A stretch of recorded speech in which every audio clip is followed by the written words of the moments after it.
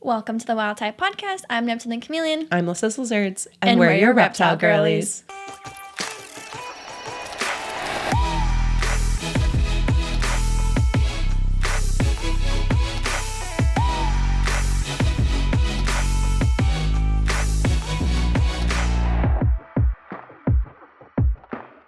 Well, how have you been since yesterday? Good, but unfortunately still a little bit nasally. Yeah, we literally recorded last week's episode yesterday, and I saw her yesterday. It was funny. She was leaving my house and basically was like, see you in less than 24 hours. Truly, though. I think it was probably like 21 hours. Very close. Between.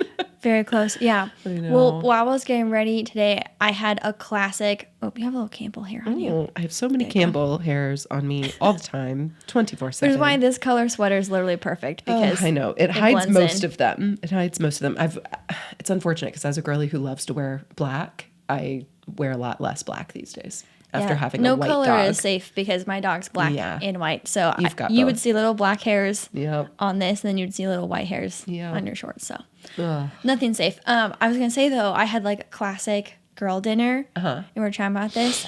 So I need like a snack before we podcast. Yes. Right? But I wasn't going to do like a full meal. So I literally just put tater tots in my air fryer, and then I made myself a smoothie. I mean, hey. But that feels balanced, right? It's lacking protein. First off, potatoes are a vegetable. People forget potatoes are a vegetable. Potatoes are actually one of the most like complete vegetables that has like almost, it's why like people are able to like survive off of like potatoes. Like, what about when it's in tater tot form, though? I am counting it. I am counting it. You know what we should do? We should like either do a smash or pass or a blind rank, but like potatoes in all their various forms. Sign me up. Like I love mashed, potatoes in every form. French fried. Au gratin. We're so getting good. fancy with it. So good. That would be fun, though. Hash brown casserole is a staple in my house. That's like a whole separate league, too. Hey, that's not just potato. That's like I can other goodies in there. Give me some potatoes and I will get down with anything because I am a potato girl. Yeah, I made my tater tots, and so what I do, I don't know if you do this, but I got a bowl and I put my tater tots in there, and what I do is I get a packet of Taco Bell hot sauce and a blob of ranch, and I like mix it together into this like kind of spicy, creamy tater tot hodgepodge. I'm not knocking it because it sounds good, but you said that to me as if that's like a normal thing that people do. No, I know it's not, but like, I'm like, but maybe you do like a tater tot concoction. Like, I don't know if you do this. And you do like 1 part ketchup, 2 parts barbecue or something, and that's your perfect dipping sauce. No, I am a little bit weird with like super southern foods like chicken fried steak or chicken fried chicken, stuff like that. Yeah. I will absolutely have ranch and gravy. And I like to kind of go back and forth and sometimes and you're mix very them a condiment little. specific, so I wasn't sure if like your tater tots specifically had like a routine. That's more of what I meant. Not that you also mix Taco Bell hot sauce and ranch together. That's why I was like, you said that as if that's like a normal thing. No, and I saved the packets, the Taco Bell hot sauce. I save condiments too. Are you kidding? Well, they give you like a fistful. Yeah, they give you so much. Versus McDonald's, lately, they're so stingy with their sauces. They've been really cheaping out on their sauces. Like for my 6-piece nugget, you get like 1 sauce. No, I know. And I'm a big... Where are my 2 sauces? If I'm getting McDonald's nuggets, I am getting the buffalo sauce and the ranch. You remember when we were at an expo? I forget which one. And we ordered McDonald's to our hotel, and they forgot the sauces. Oh, yes. And we had to have like dry. No, literally. Dry nuggets. I'm not joking. My worst nightmare. A meal without condiments is, okay, this is actually so ironic, but I literally saw a TikTok today, and it was a podcast, and it was 2 girls talking, and the question was, would you rather give up kissing or condiments? Those are the options? Those are the 2 options. You either give up condiments or kissing, and I'm so sorry, Logan. I'm getting rid of kissing. Give you a high five. No, truly, because I can't live without. And one of the girls said it on the podcast. She was like, you're asking me to never eat again. And I'm like, yeah, same. If I don't have condiments, I'm livid. No, I'd probably give up condiments. But anyways, that was my whole tater tot thing. And then I made a smoothie that felt good and healthy. There's lots of fruit in there. You can put some protein powder. You can make that super versatile. So if you're wondering what I ate before this, there you have it. Well, I had something really exciting that I did last week that I still haven't forgotten about. Share it. Share it with the world. I would like to discuss. I went to the Kesha concert, and it was everything that my little 15-year-old self has ever dreamed of. So let's go back in time. Yes. Okay. 2 15-year-old Lyssa's lizards. Would you have had Charlie at this point, or he was 16? At 16, yeah. Okay, so right before. Yeah, and actually, I think Kesha came out with her debut album in 2010. So technically, 15-year-old Lyssa is inaccurate. I think it was 17-year-old Lyssa who got initially obsessed with Kesha. So you would have had Charlie. I did have just Charlie. Just to bring it back to the reptile girlies, yes. you know? Yes, where our heart and soul lies. Yes. Okay, so what would, like, talk us through kind of, like, your mindset and, like, when the album came out. Oh, my gosh. Like, where were you? And then, like, how does that tie back to, like... I was a very sheltered teenager. I was very, like, I didn't, like, drink alcohol till my senior year of high school. Like, I was very, like, good girl, right? Like, and so Kesha, to me, at, like, 17, was, like, whoa, she's so cool. And she's so fun. I think I had that, but for Avril Lavigne. Oh, I loved Avril as well. Yes. Like Skater Boy. Yes. Like, and I was wearing my like Vans, which I still love my Vans. But I was wearing like my Vans, and I was like ripping the little ripstick, you know, because like my little Razor scooter. I was really weird with music in high school, if I'm being honest. I think because I was like pretty sheltered and like very protected and like all that, I loved to be a rebel and listen to music that was a little bit outside of like the norm of like what my parents would have wanted me to listen to or whatever. So like I went through like a middle school screamo music phase, metal music phase. Not me. I pop was punk, yes, but not. Oh, pop punk is where I lived and breathed. Yeah. Like I was deep in the emo music, deep in the like all of that was very much my jam.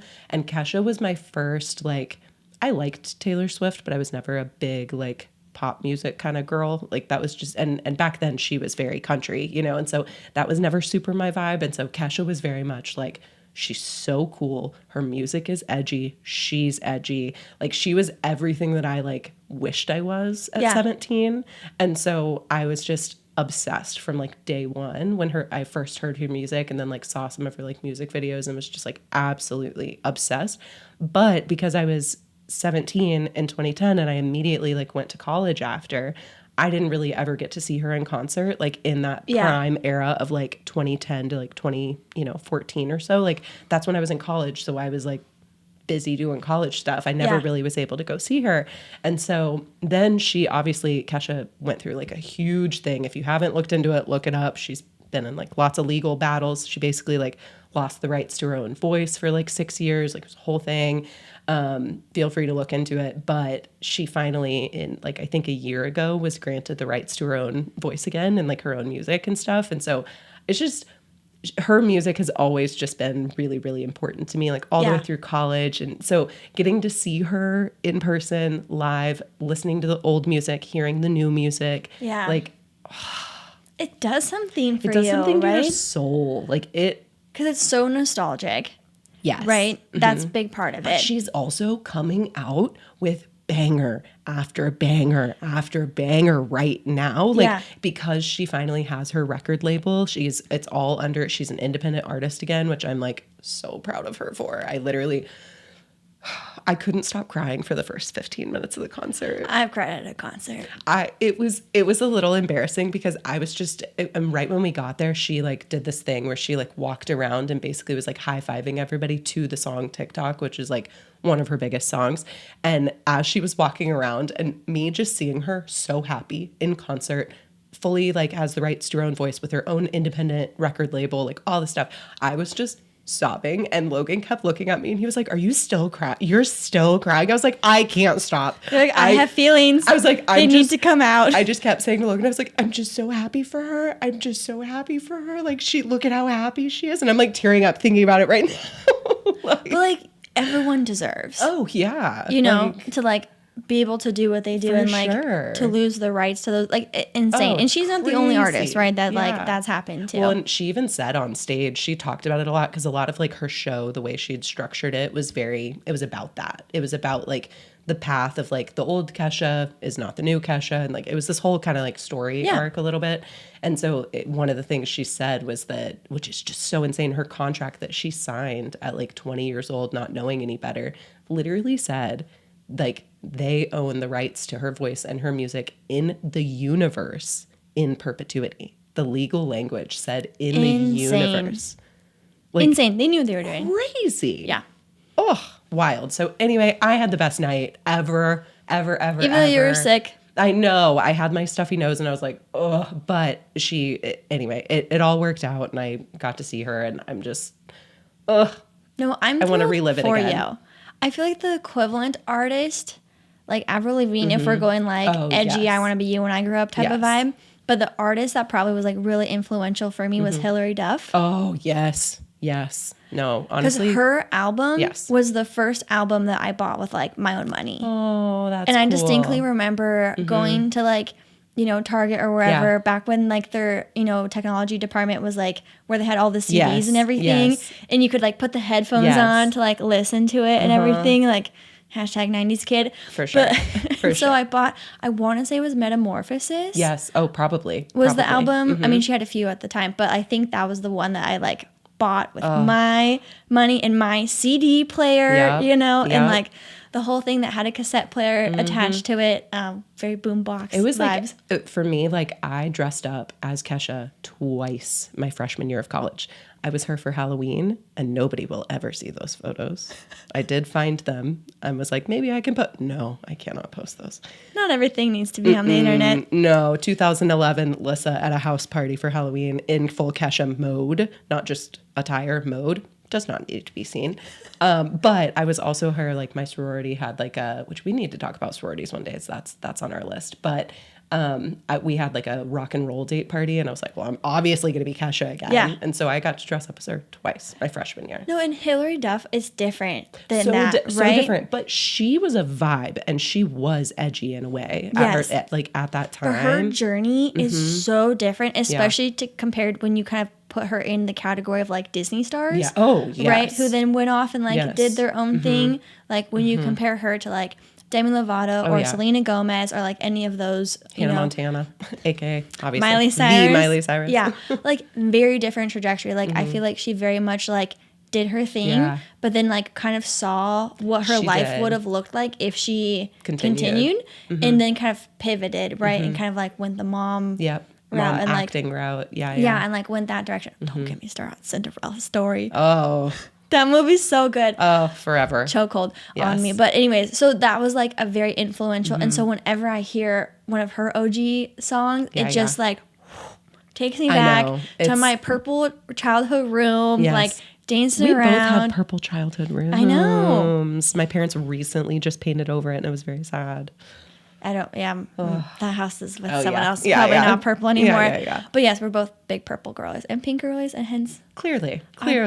Yes. Our brand. But anyways, let us know in the comments, like, who was your influential artist that like you have that memory, you have that distinct, like when you heard that album on repeat or like going to, dressing up as them or buying the CD or going to that concert. Like if Hilary Duff decided to tour. Oh, I'm like first in line. I've always said like my top two are Kesha, which I have now seen, and like that's checked off my bucket list. And I'm like so thrilled and happy about it. My other one is Miley Cyrus, and I don't know if I'll ever see her because she's got all her voice stuff. She's got her voice issues. But that is on the top tier of my list because I've always been a Miley. I saw the Miley Cyrus movie, the like one night showing or whatever. I need to see that too because it's apparently they're putting it on Hulu or something. Oh, I'm not surprised. Yeah, so I need to see it. It was really nice. I had my little icy and popcorn. It was great. I love her. I love her so much. Should we talk about reptiles though? Yes, we should talk about reptiles. I feel like last episode and this episode we've kind of been like not so focused on reptiles, but that's okay.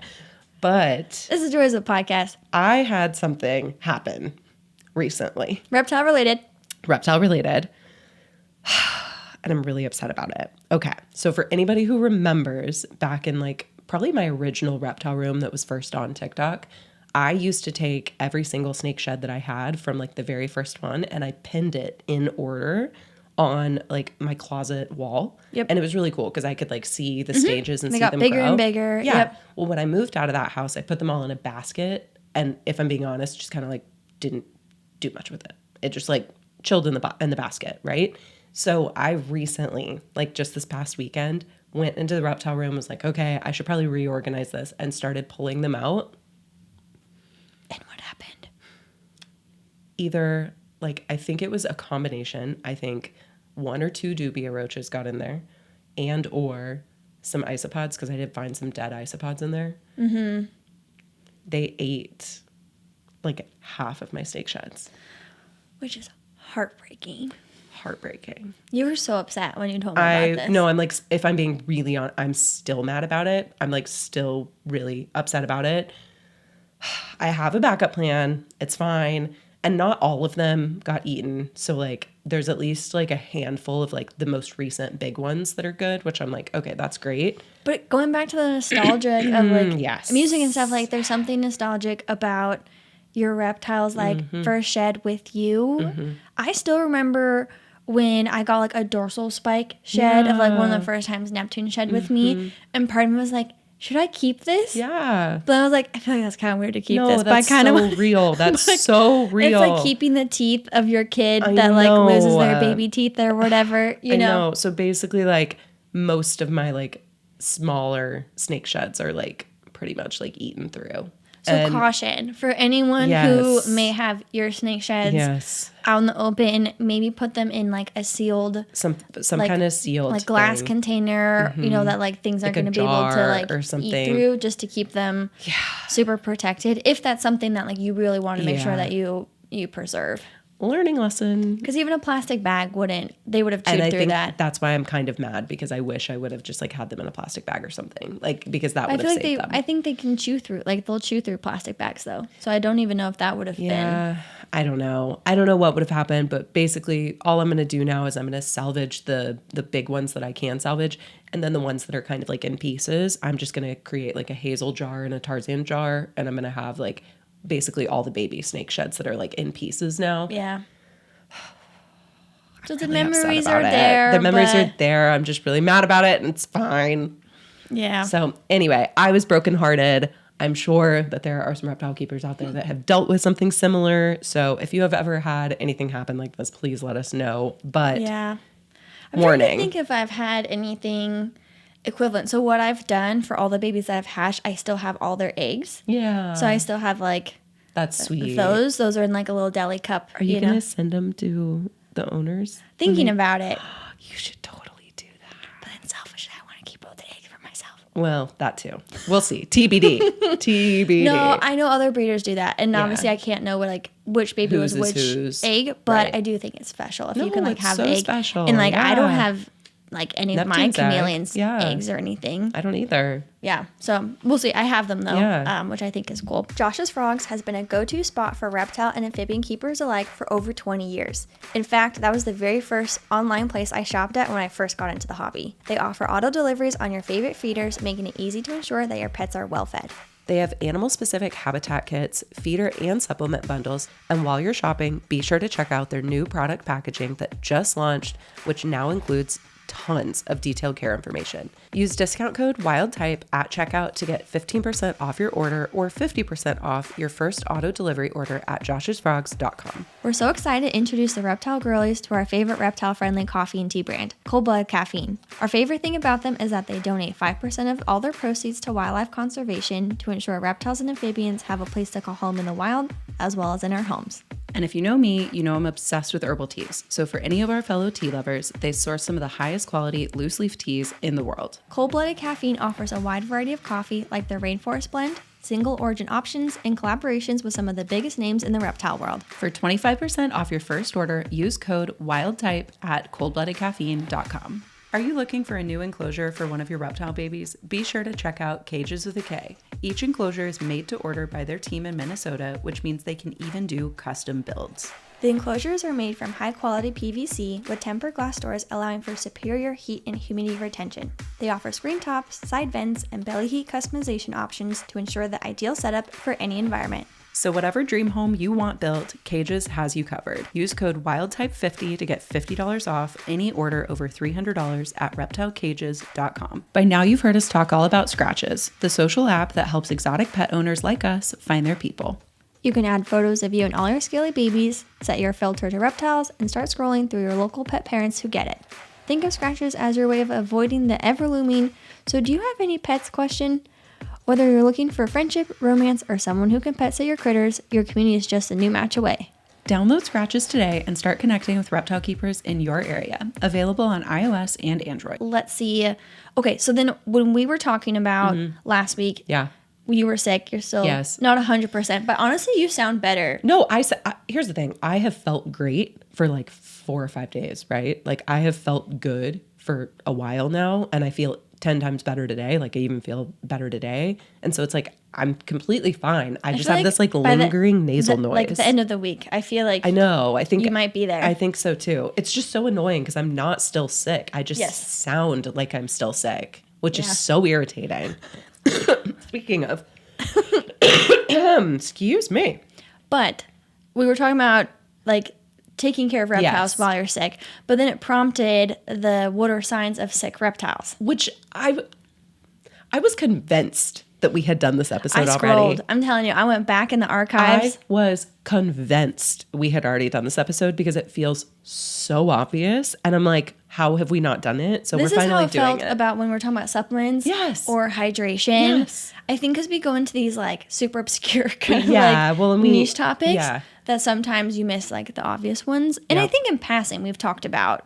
Yeah. Because we've done like vet discussions, so it's Right. like things like that Yeah. are going to come up. We've done like vet story times, but just I think this will be really good if you're still fairly new to the Yeah. reptile hobby, and even if you're not, it might be like a good Right. refresher. But like obviously, best case scenario, your reptile's happy, healthy, and like doesn't get sick. I think though it's so important to know and educate yourself on the signs of a sick reptile. So if they start showing those signs, you're know. able to identify Yeah. them and then act quickly. Because before we even dive into this list, the reality is reptiles hide their illness. Yeah. So by the time you start noticing it, They've been it's- sick for a while. it's usually not And if great. they're like really, really obvious, then sometimes it's too late to be able to do anything. Right. So this is why we're trying to be proactive. If you It's- can catch these things, super important to be hyper aware of the signs, pay attention to them, make sure, just all that. So yeah, because we've been on both ends of it. We've been on it where they were too sick and it was too late to, save the animal. Both of us have experienced that. And both of us has also been on the other side where we proactively brought them in and then the vet they're was okay. like, this is totally fine. Yeah. Like there's nothing wrong with them. I even had, and we'll get into this, but like I even had a situation with Nilla one time where I was like, she's making a weird noise. It sounds like a respiratory infection. It sounds weird. I don't know what it is. I took a video, sent it to our vet, took her into the vet, she did an x-ray, everything. Nothing was wrong with her. Nothing was wrong with her. Yeah. And I was like, I brought Apollo to the emergency vet just because I saw something sticking out of his butt, and there it was like a piece of poop or something. And it was an emergency vet, okay? if you So that wanna- was expensive. if you want to know if we would be helicopter parents, there's your answer. Yes, especially for your lizard babies Absolutely. or scaly babies, snakes yeah. too. Yeah. So okay, do we want? Because I feel like we should kind of separate it into Yes. like snakes versus lizards. Because Okay, while that's there's fair, overlap, I think there are some Yeah, totally. differences. Do you want to start with snakes or lizards? We can start with snakes. I feel like snakes probably has like, at least in my book, like a smaller list of things. So let's All right. maybe start with snakes. What's top of mind? The number one thing I would say for snakes is upper respiratory infections. That is like one of the most common things. And we usually see that in rescue situations or snakes that have been in homes that haven't kept the proper temperatures, right? Because raising temperatures is what helps them kind of like fight off things like respiratory infections. So I would just say the number one thing is to like make sure that you're listening to them. Like make sure that you're listening to their breathing when you have them out and when you're holding them. Because like at one point Hazel kind of sounded like she was making a little bit of a popping noise. But again, I took her in and nothing was wrong. So it's like but you just want to pay attention to those. So I would say that for upper respiratory infections, you always want to be sure that you're checking for mites at any point, because snake mites are, I would say, a little bit more common than lizard mites. Like snake mites are known to make their way a little bit through. I know way more instances of snake mites than lizard mites. Right. And so you want to look for any type of like anything on or in between their scales and around their eyes and their kind of like little ear holes and stuff. Like you want to make sure, because those are the places where mites like to congregate and hang out.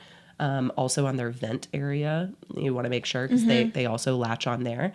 And mites can be either, I think the really bad ones are like a bright orange or a red color, but they're also black and brown. So just make sure you're checking for mites. I would say mites, upper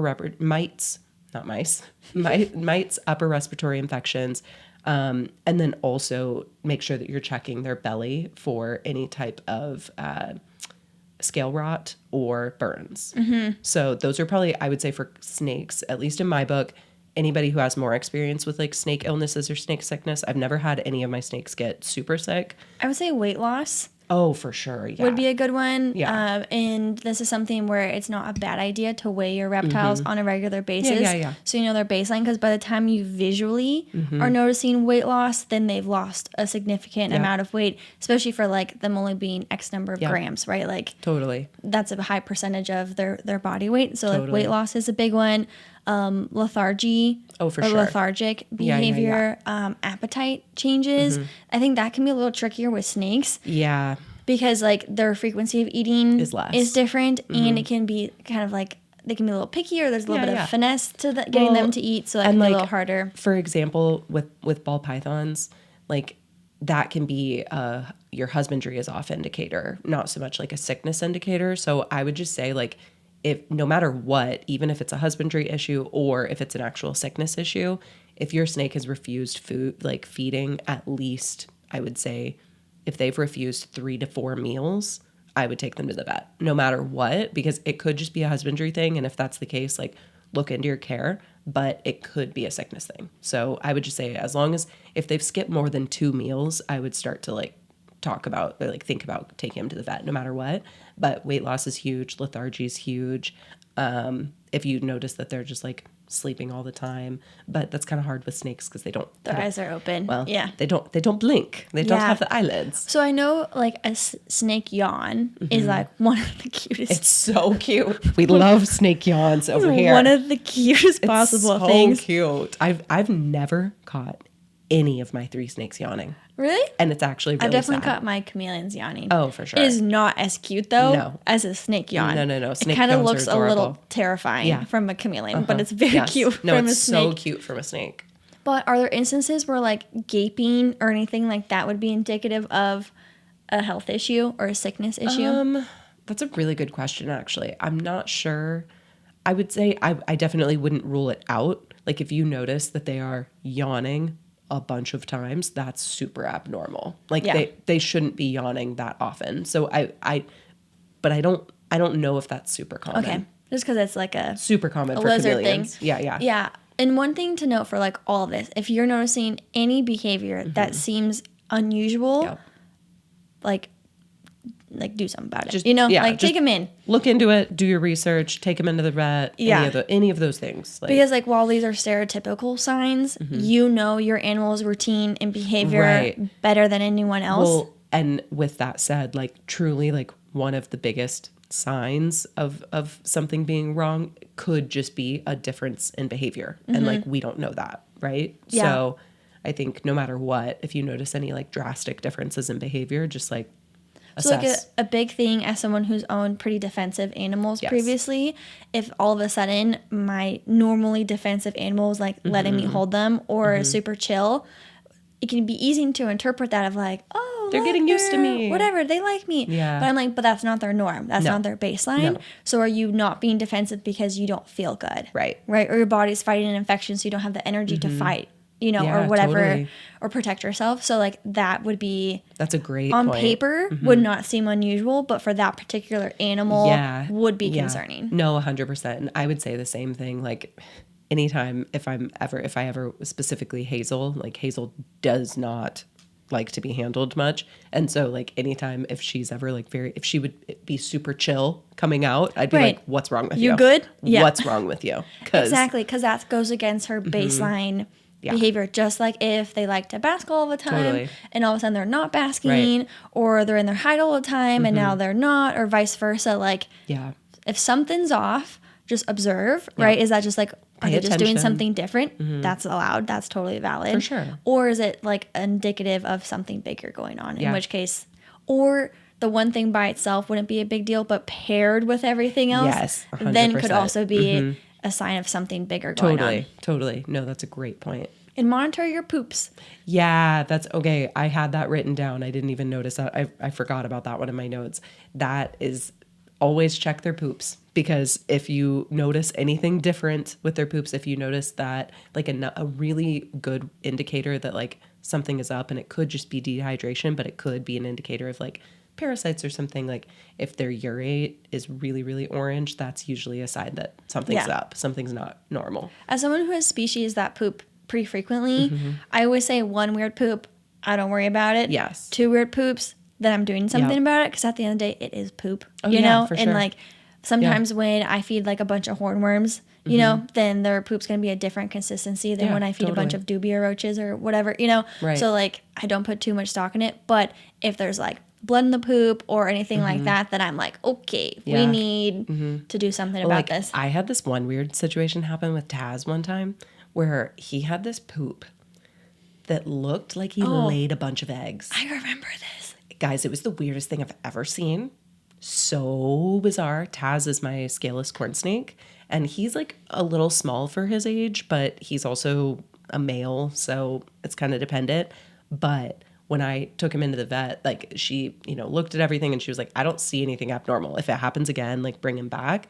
So nothing's happened since then. But he had this one weird poop that literally looked like he laid a bunch of like khaki colored eggs.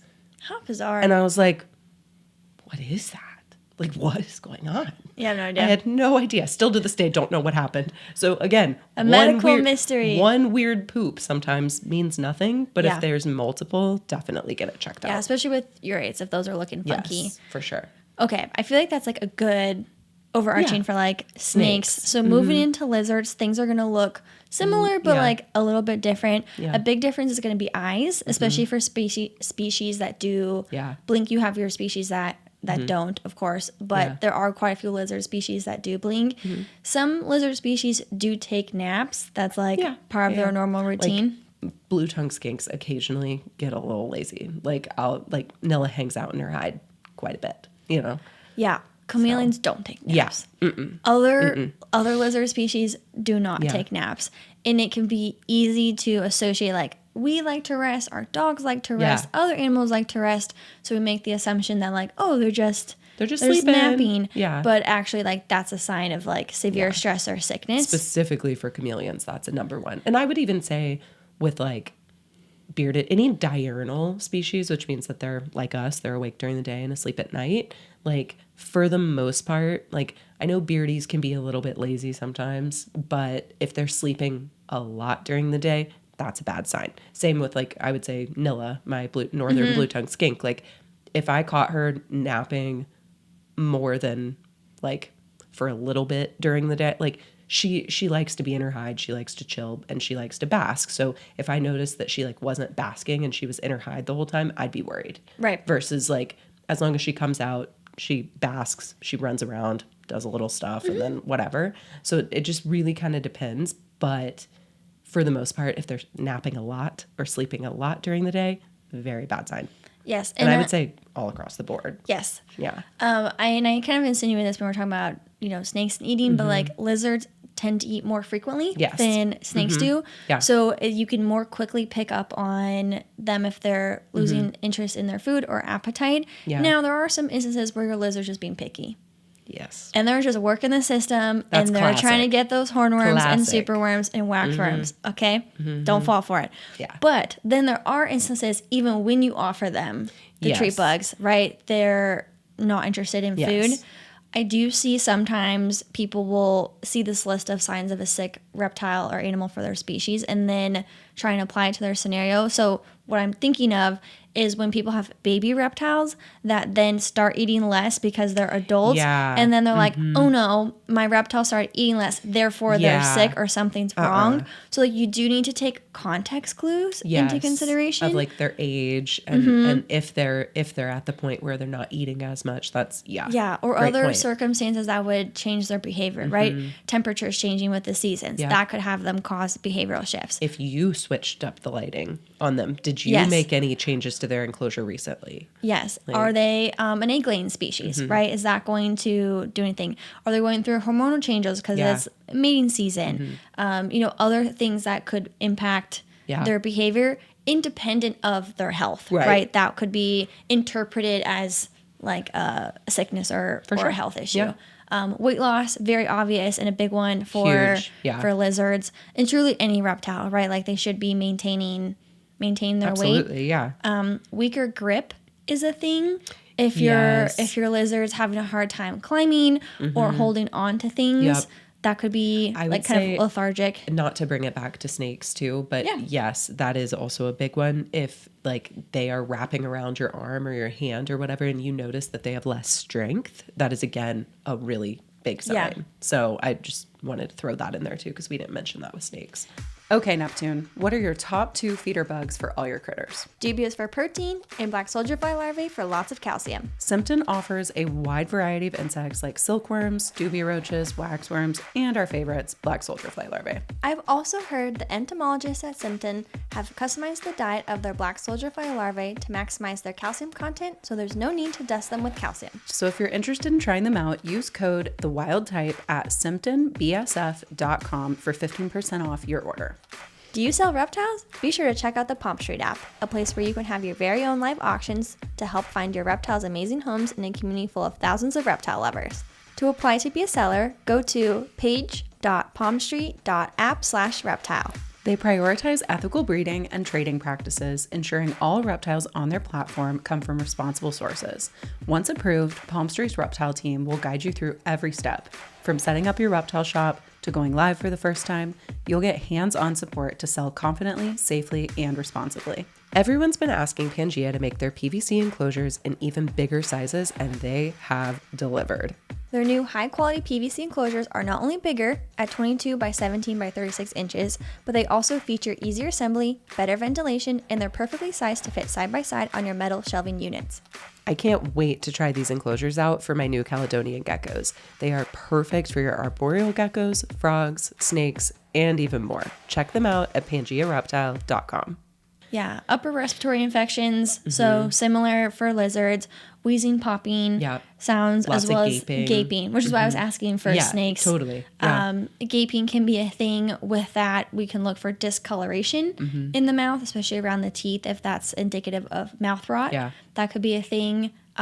Weird poops. Just a friendly reminder, get your fecal test done, just to rule out any sort of like parasite or things like that. Well, and again, this isn't necessarily sickness, but I would say like sometimes super difficulty shedding can sometimes mean that something's wrong, whether there's like an injury or your husbandry's off, or maybe they're just not feeling good and so they're lethargic and can't get their shed off. Yeah, a healthy reptile should be able to shed smoothly, whatever that looks like for that species. Right. So like a snake should be in one piece. Yes. Some lizards will shed in flakes, or they eat it and you can't see it. That could be. But yeah, appetite's big, lethargy's big, body condition, weight loss is big, changing behavior is big, and just like seriously pay close attention and do wellness checks. If that means you weigh them on a monthly basis, whatever basis makes you feel good. That animal that's like always in their hide, like maybe you take them out, and like even though they're defensive, put some gloves on. Like we really do.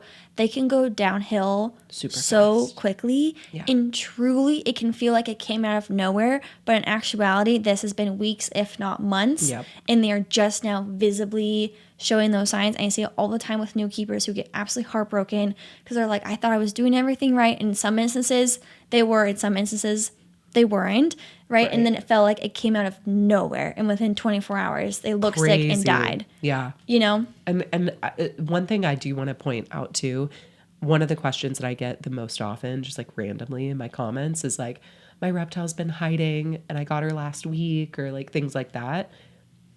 Just because your animal's hiding all the time might not be like an indicator of sickness, right? Like if it's a new reptile, or you know, you just put them in a new enclosure or things like that. Like we kind of touched on that earlier, but I just wanted to bring that up again because that is one of the questions I get asked the most. Yeah, like, there's the acclimation period. Right. They're also probably not going to eat much when you first bring them home. And then in your research you saw if a reptile's not eating, lack of appetite equals sick. And you're like, no. Like they're still adjusting. It's day 3 and they haven't eaten. Or they ate on the first day, but not the third day. That's always really hard. Because like so stressful. Then it feels like something changed from the first day to the third day. Yeah. Right. And that doesn't always mean that. No. It could. It could. But does not always. Yeah, exactly. So I just wanted to make sure we mentioned like the acclimation period, because that's the thing I would say that I get the most random comments about, of people being like so stressed that first like week or two. So especially about the diet and the eating. And, give them 2 weeks. I also see that with poops, right? Like if they were shipped overnight, then like maybe they have like weird poop. Or if like you're unaware of what their care was prior to coming into your care, like sometimes they have to get readjusted to like your hydration schedule, your diet, or your environment, or maybe you're offering bugs that they've like never had before. That's always an option. For sure. Yeah, there's just things like that. Yeah, I'm making sure I didn't have anything else. We did kind of mention this, but this was just on my list, so I just wanted to triple check. But any wheezing and popping noises can indicate you are URI. Also, head tilting for lizard species, right? So it's like usually paired with gaping, wheezing, popping. Yeah. Sometimes when we see like metabolic bone disease, and maybe we can do an episode just on like MBD, but like they'll hang out the bottom of the enclosure. And so oftentimes when you're looking at signs of a sick reptile, on there will be hanging out the bottom of the enclosure. Yeah. So this is also very circumstantial, because they could be coming down to the bottom to cool off, to be getting out of their UVB, to be exploring, like truly like patrolling their territory. Anything. Right? Or it could be they're super, super sick and about to die. Right. But if that's truly the case, you are going to see the closed eyes, the weight loss, the lethargy, the decreased appetite, all these other things, color changes, right? That could be another indicator. So don't just freak out if you see one of these things by themselves. Right. Totally. It's in the context of everything, with consideration of everything, with your care and all of that. Yeah. And then I kind of mentioned this earlier, just want to triple check. I feel like I'm bouncing all over the place, but looking for burns and things like that. I know I mentioned that earlier. I did just want to like clarify the number one way to notice if there is a burn or anything like that is like mild discoloration of the skin, right? And I'm saying that as somebody whose chameleon did receive a burn, and I noticed it a little too late. And so just any kind of discoloration in the skin, and that can look like, that can be a burn, or that could be scale rot for snakes. Like if you're keeping their environment too moist, they can get scale rot on their bellies, and that starts with like a slightly darker discoloration, whereas burns usually look a little bit lighter in coloration. So long story short, just make sure that you're keeping an eye on their skin and their scales and all of that stuff as well. Yeah. And there are like colors that reptiles will turn when their body's kind of shutting down, right? Because the cells are no longer able to like kind of constrict and become a darker color, so they'll turn like a more lighter color, or depending on the species, right? So just being very mindful of like, and these are very generalized, like snakes, lizards, but like. And neither of us keep turtles, so sorry to all the turtle and tortoise people. Tortoise keepers. One day we'll have a tortoise keeper. We'll see. Maybe. The guy I'm dating was like very interested in a turtle with tortoise. Yeah. Oh, we love that about him. I was like, we'll talk. We'll discuss. I was like, do you know how long they live for and how much space? You have no idea what you're signing up for. Yeah. I'm like, I will be getting like an elderly tortoise. I will not be getting the little baby ones. But I could totally see you rescuing like a 60-year-old tortoise. That's what I'm talking about. Oh my God, that's a dream. Give me some time to get through these baby chameleons, and then that's a dream. I would do that. I would rescue like a 60-year-old tortoise. Oh. That's what I'm saying. An elderly tortoise. I feel like it's very much my speed. For sure. But totally. Anyways, these are very much generalizations. Please do your homework on your specific species.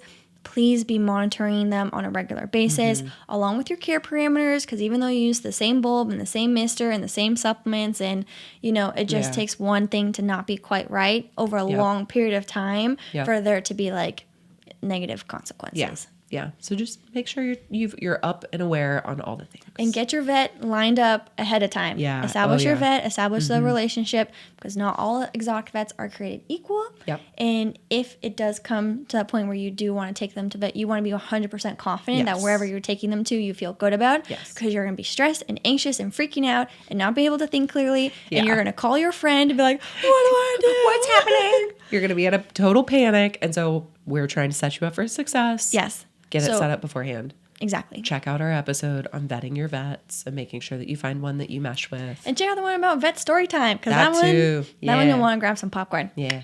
Sit down for it, but for sure. Okay, I feel like that feels good, and like I know that's not an inclusive list of literally every single thing. So it also doesn't include frogs. Doesn't include it. So just make sure that you do your due diligence and your research. But hopefully this prompts you to be like, okay, I'm gonna go look for my species, and feel free to throw in the comments if there's any that you like. You want to share and make sure people are aware of. We said anything, wrong or forgot something or whatever, let us know in the comments. That too. Always welcome. Okay, so to wrap us up, I think we'll do an Are You the Type of Girl too. Yes. However, I want to put a sticky note that we should do a blind rank soon. Yeah, we need one. It's been too long. It's been a minute since we've done blind ranking. I totally agree. Yeah. I mentioned for a blind rank. 100%. Also, some like food sample thing, because remember we did those peeps? Yeah, that was fun. We need to do some more of those for sure. I agree. Anyways, we'll discuss. Yeah. Yes. Coming soon. But we're gonna do Are You the Type of Girl to use powder or liquid like blush contour type of products? I feel like this is so gonna age me because I still have not hopped on the liquid makeup trend. This is recent. Yes. And for anyone like in the last couple years. Yeah, and we're talking like powder being like, in the little like in a compact. Yes. Yeah. You know, and then liquid obviously like whatever. I don't know how to explain that. So I would say this mostly goes with like powder and blush. Yes. Versus like concealer is usually pretty liquid or like a You said powder. You mean contour? Contour, but also like a finishing powder. Oh. Yeah. That's what I was thinking. There's so many things that could have been. Sorry for you're good. lack of clarity. Yeah, I feel like highlighter, contour, and blush, anything in like the cheek area is currently very trendy to go liquid. I know. And people it's so still weird. have their preferences on like liquid versus powder foundation and everything else. I will be curious if we'll see like liquid eyeshadows, because I feel like that could be no, we definitely do. More popular. The one that I wore to the Ren Fair was a liquid eyeshadow, and I usually don't like those, but it was really shiny, so I had to. So here's where I'm at. Currently, I'm using liquid blush and contour as of literally last week. Oh, okay, then I'm not that behind. No, literally last week, and it's only because I ran out. Yeah. Because I do a liquid foundation, and then I use powder, blush and powder, contour, except for I use those suckers like to the end. Oh, I do too. Like there was crumbs left. Yeah. And I was like, okay, I can either get the exact same products that I'm using, or I can switch it up and see what all the hype is about. Yeah. So I have a coworker, and she's like a makeup guru. Because honestly, it's so intimidating to try and switch when you have your tried and trues that you like love and live by. Yep. Especially when you're like, I'm like, there's like 50 million like liquid blushes. Literally so many. Right? And like all the products. So I'm like, what brand? Where do I start? What color? What shade? So I was like, girl, here's what I need. And she gave me like a list. Oh, we love her. And so she like gave me like 2 or 3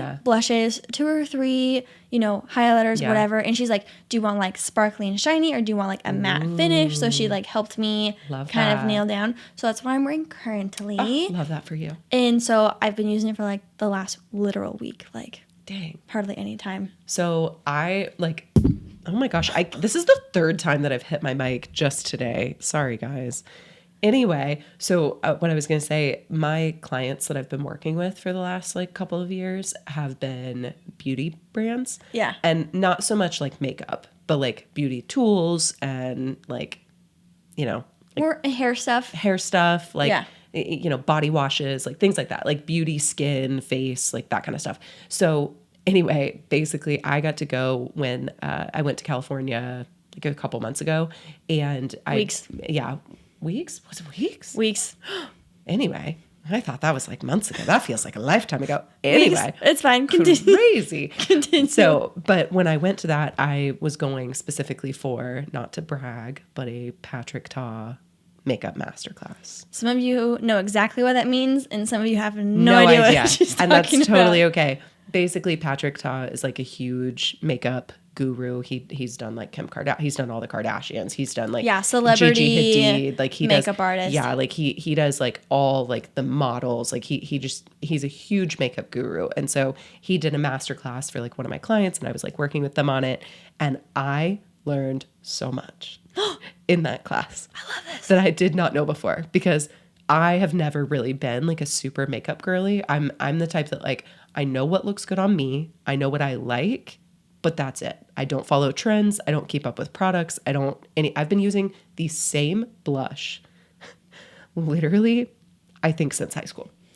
So I think. we had this conversation, and by that you mean the exact same product, like that you've been rebuying? The same product that I've been buying for like 12 years. Yes. I have used, up until literally I got this new blush, the exact same compact. This blew my mind. Since college. Guys, that's actually shocking. That's and over insane. 10 years. How? That I've used because I was with my college roommate. Oh my gosh, that would have been like freshman, sophomore year. How? Many years ago. How? And she was like, I like this brand. And I'm like, okay. So I've used literally that one. It got to the point where, like, you know how it always has a little mirror? Yeah. That had broken off, but I kept it in my makeup bag. So I'm like, sometimes I need a little mirror to see what I'm doing. So great, because I go through my blush, that same product that I've been buying for 12 years. I go through that probably every like 4 to 6 months. No, like 10 years. How? How? I'm like, I need to know what brand, because I like, we can discuss this off the pod, but like, I need to know like all the details. Yeah, I because, couldn't even like, tell you what the brand is. That's so because crazy. I didn't have to rebuy it. That's literally I bought so it crazy. one time. That is so insane. And I'm like, is to that me. sanitary? I don't know.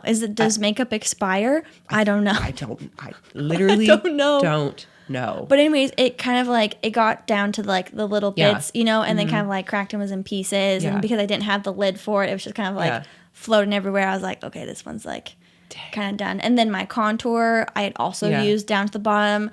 And so at one point I wasn't even using blush anymore because like I ran out. And so I was like, okay, I'm just going to start fresh. So I've been switching to the cream.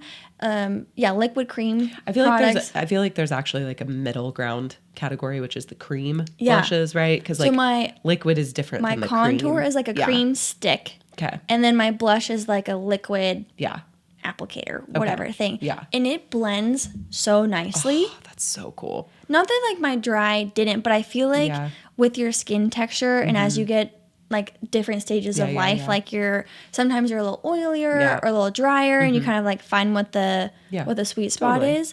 And so I felt like these just like blended so well. Yeah. No, they look great. They look fabulous. I just felt kind of shiny, so then I've had to use like a little powder finish just to kind of like give it a flatter look. But I know some people love the shiny look. Some people love the shiny look. I'm a little bit more matte. I prefer a little bit more matte too. So. Especially when I'm like on camera and we've got like ring lights and stuff, because then it like reflects and whatever. Exactly.